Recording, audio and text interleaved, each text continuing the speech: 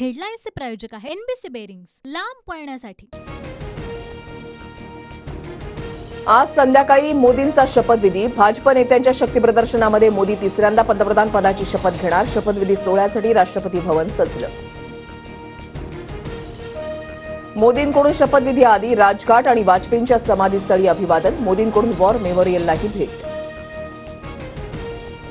NDA सरकार जास्त दिवस चालणार नाही, ममता बॅनर्जींचं मोठं विधान। सीए, एनआरसी एनडीए सरकारला रद्द करावं लागेल, ममता बॅनर्जींची प्रतिक्रिया। नरेंद्र मोदींच्या शपथविधी सोहळ्याचं शरद पवारांना निमंत्रण, मात्र पवार शपथविधी सोहळ्याला उपस्थित राहणार नाहीत, सूत्रांची माहिती।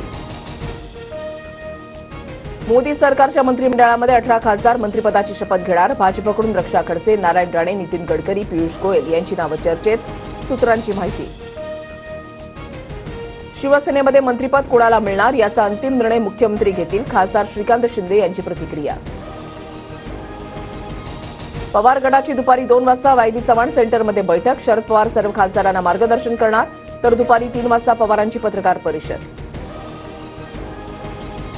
ठाकरेंनी केवळ एका विशिष्ट समाजाच्या आधारावर आघाडी घेतली, लोकांनी ठाकरेंना कोकण आणि ठाण्यातून हद्दपार केलं, देवेंद्र फडणवीसांचा निशाणा। महायुतीमध्ये काही ठिकाणी समन्वयाचा अभाव दिसला, मित्रपक्षांना नेत्यांना समन्वय ठेवण्यास सांगणार आहे, उपमुख्यमंत्री देवेंद्र फडणवीसांचं भाष्य। लोकसभा निवडणुकीमध्ये पक्ष फोडाफोडीचा अजेंडा चालला नाही, उपमुख्यमंत्री देवेंद्र फडणवीसांचा दावा। सगळे सोयरे अध्यादेशाच्या अंमलबजावणीसाठी जरांगेंचं पुन्हा उपोषण। जरांगेंच्या उपोषणाचा आज दुसरा दिवस, जरांगे सगळे सोयऱ्यांच्या मागणीवर ठाम। देवेंद्र फडणवीस, एकनाथ शिंदेंना आमचा विरोध नाही, आम्हाला राजकारणामध्ये यायचं नाही, फक्त आरक्षण द्या, मनोज जरांगेंची मागणी। सामाजिक सलोखा जपायची जबाबदारी प्रत्येक जिल्हावासियांची, निवडणुकीमध्ये जय पराजय होत असतात, सोशल मीडियावर वातावरण दूषित करू नका, मंत्री धनंजय मुंडेंचं बीडमधल्या जनतेला आवाहन। उद्योगपती गौतम अदानी आणि शरद पवारांची भेट, शरद पवारांच्या सिल्वर ओक निवासस्थानी झालेल्या भेटीनं चर्चांना उधाण।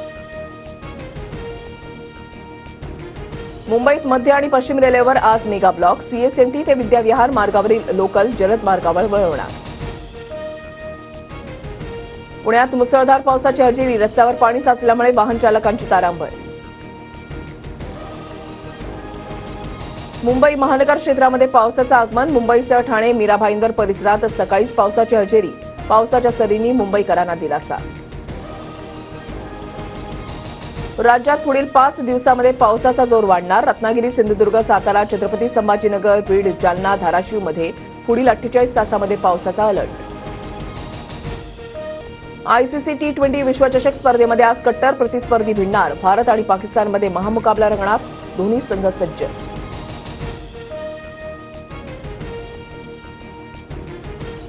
हेडलाईन्सचे प्रायोजक आहे एनबीसी बेरिंग्स, लांब पळण्यासाठी।